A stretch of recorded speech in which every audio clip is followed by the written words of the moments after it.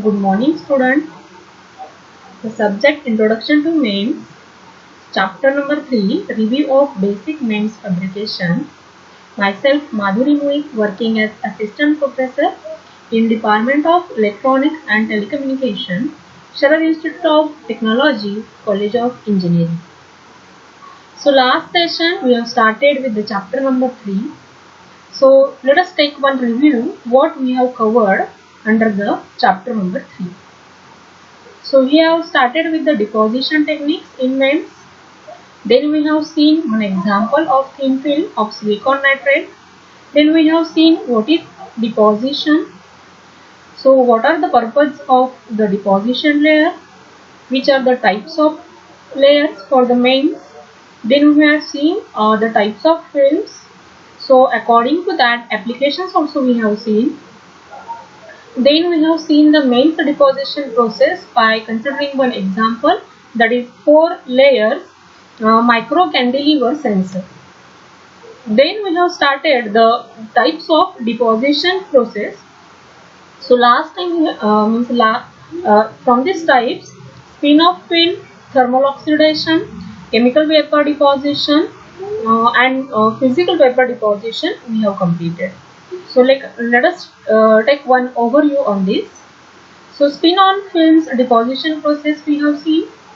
Then we have seen the thermal oxidation deposition process. Okay, so here thermal oxidation deposition we have seen by considering this main structure.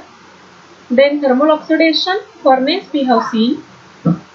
Then what are the steps involved in a thermal deposition process that we have seen. Then chemical vapor deposition, third types of deposition we have seen. So in that CVD reaction, homogeneous and heterogeneous we have seen. So after that CVD process we have seen. So what are the steps followed in a CVD process that we have covered.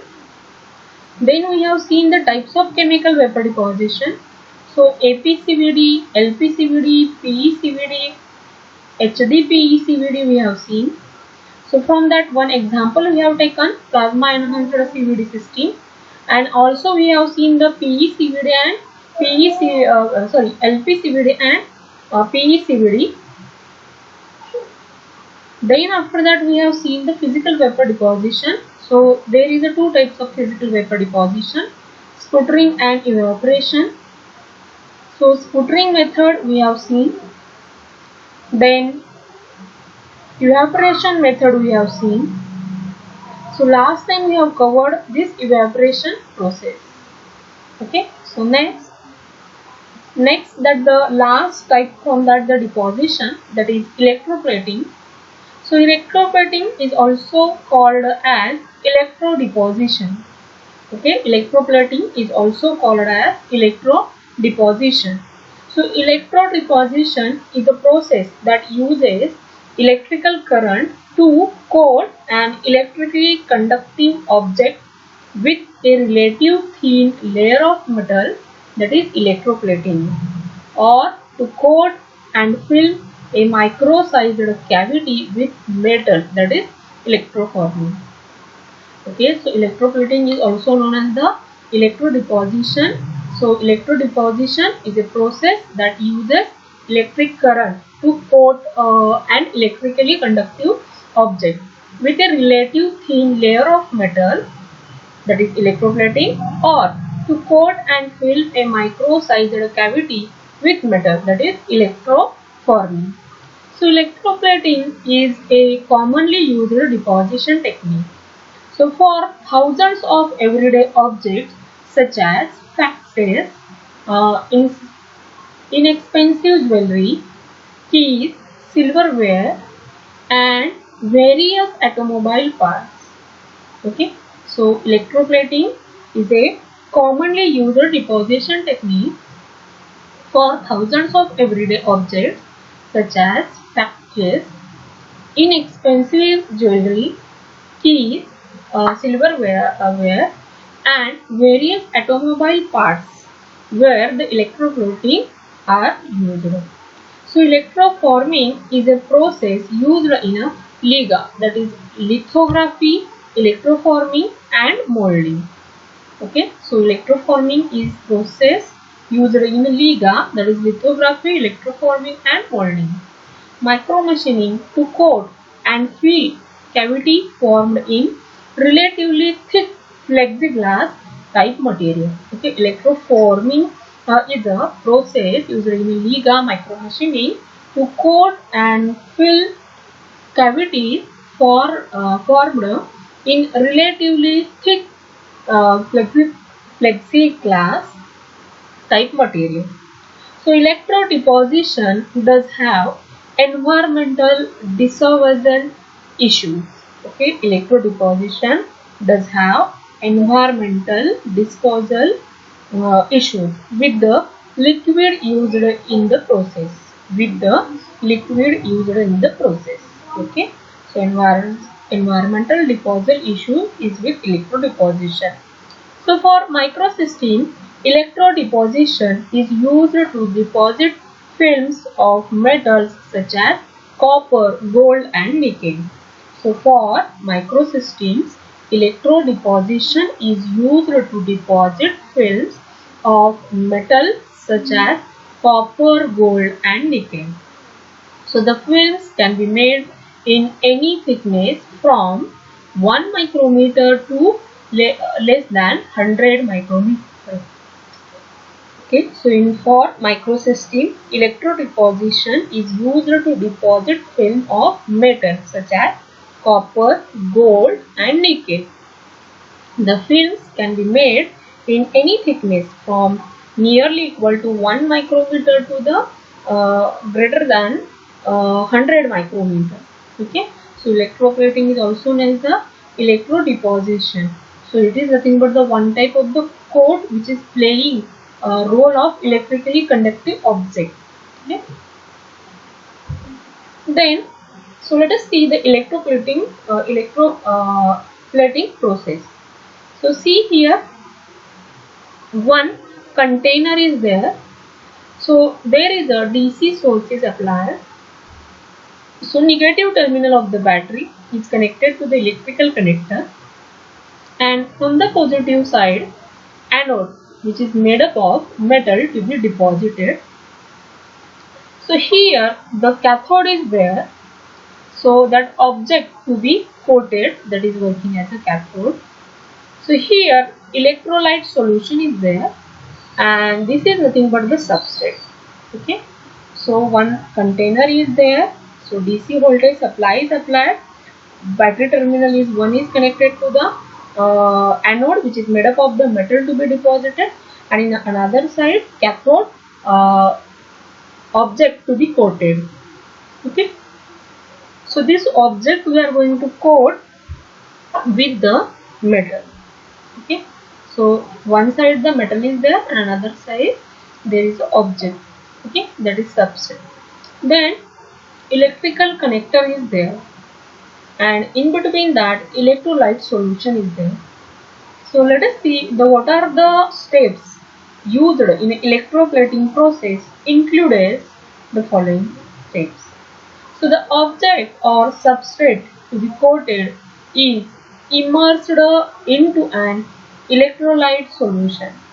Okay, the object or substrate to be coated is immersed into an electrolyte solution which contains metal, salts and ions to permit the flow of electricity.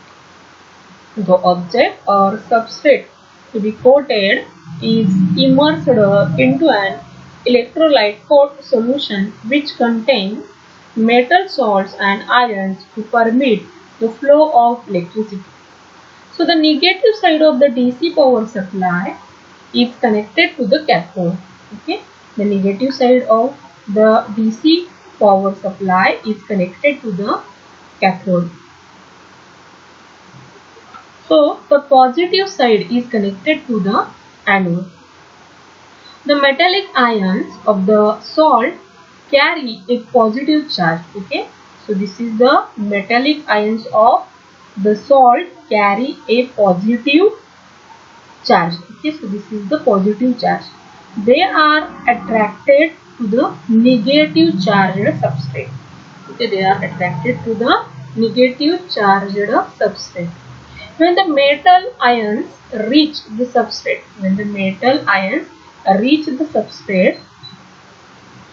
they are attracted. Reach the substrate. The negatively charged substrate provides the electrons. Okay, so negative charged that the substrate provides the electrons to reduce the positively charged particles to metallic form. So the metal ions are replenished by the release of metal ions from the anode. Okay, so the metal ions are replenished by the release of metal ions from the anode. So this process continues until the cathode is completely coated with the desired thickness. Okay, so this process continues until the cathode is completely coated with the desired thickness. Okay, so means what we are going to do in electroplating process, one side whatever the metal which is deposited or the plating on that the substrate, that metal is in a one side and that is connected to the positive terminal of the battery, and here the substrate which is going to coated by the metal that is connected to the negative terminal of the battery, so that will work as a cathode. So when we are providing the DC power supply, and the solution is nothing but the metallic ions of the salt carry a positive charge. Okay, so this green color shows that metallic ions of the salt carry a positive charge. We know that in a PN junction, that the diode positive terminal and negative terminal of the battery, where that the positive side electrons are attracted and at the negative side holes are attracted. So just like that, whatever that the metallic ions, okay, which is free from this anode side, they are attracted towards the negative terminal of the battery, that is nothing but the substrate. Okay, so this substrate will provide the electrons to reduce the positively charged particles to metallic forms. So the metal ions are replenished by the release of the metal ions from the anode. So this process continues until the cathode is completely coated with the desired thickness. Okay, so that is nothing but the electroplating process. Okay, do you understand that what is electroplating process? That the any type of the metal is deposited on the substrate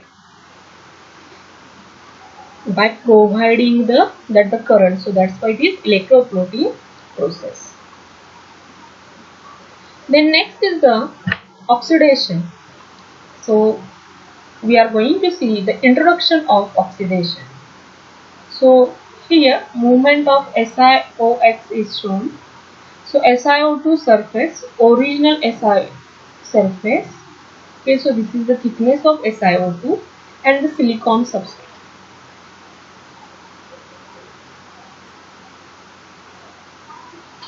So oxidation refers to the conversion of the silicon vapor to silicon oxide. Okay, so oxidation refers to the conversion of silicon vapor to the silicon oxide. Okay, so vapor is converted into oxide, that is oxidation. So SiO2 or more generally SiOH. So the ability of silicon to form an oxide layer is very important, since this is one of the reasons for choosing Si over G. Okay, so in very first chapter we have seen the which type of the material is suitable for the MEMS. So in that also we have seen the silicon is that the best material which is having mechanical as well as the electrical property, so that it is having that the ability of Si to form an oxide layer is very important, since this is one of the reason for choosing the SI as compared to the germanium. So the Horny transistor design, okay, Horny transistor design, which was used in the first integrated circuit by Robert Noyce. Okay, the Horny transistor design, which was used in the first integrated circuit by Robert Noyce, was made up of silicon and the formation of SiOx, which is made up of silicon and the formation of SiOx, helped in fabrication a planar device. Helped in fabrication a planar device. Okay. So the Horny transistor design is the first integrated circuit by Robert Noyce, which is made up of Si, that is silicon, and the formation of SiOx, helped in fabrication a planar device. So figure 1 shows movement of the silicon oxide. Figure 1 shows movement of silicon oxide. Interface as oxide thickness grows. Okay, interface as oxide thickness grows. So figure 1 shows movement of the silicon oxide interface as oxide thickness grows. So the original thickness of the vapor is marked by dotted lines. Okay, so the original thickness of the vapor is marked by dotted lines. Okay, so the oxide has a higher density, which is why the overall thickness is higher. Okay, so the oxide has a higher density, which is why the overall thickness is higher. So let us see the oxidation types. So in case of ground oxide layers, there are two main growth mechanisms. Okay, oxidation having two types: dry oxidation and wet oxidation. So dry oxidation, that silicon reacts with O2 to form SiO2, that is Si plus O2, that is SiO2. So in a wet oxidation, Si reacts with water, that is steam, from form SiO2. Okay, so Si2H2O, that is SiO2 plus 2H2. Okay, so Si reacts with water to form SiO. So in both cases, silicon is supplied by the underlying vapor. So in both cases, silicon is supplied by the underlying vapor. So dry and wet oxidation need high temperature, that is from 900 to 1200 degrees Celsius. Then for growth, though the kinetics are different, which is why this process is called a thermal oxidation. Okay, so dry and wet oxidation need high temperatures for growth, though the kinetics are different, which is why this process called a thermal oxidation. So since underlying Si is consumed, the Si oblique SiO2 interface moves deeper into the vapor. Okay, so interface moves deeper into the vapor. So the movement of the interface is shown in figure 1. Okay, so the movement of the interface is shown in figure 1. That is here, interface. There is also a volume expansion since the densities of the oxide layer and silicon are different. Okay, so there is also volume expansion since the densities of the oxide layer and silicon are different. So thus the final thickness is higher than the initial Si thickness. Okay, thus the final thickness is higher than the initial SR thickness.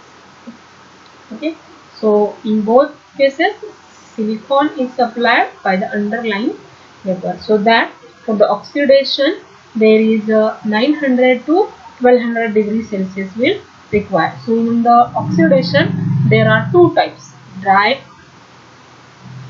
oxidation as well as the wet oxidation. So dry oxidation, it will react and form SiO2, and in wet oxidation it will react and form that the SiO. Okay, so in today's session we have seen that the oxidation and its types of oxidation and what is that the electroplating. Okay, so from next session we are continuing this oxidation type. Okay, thank you.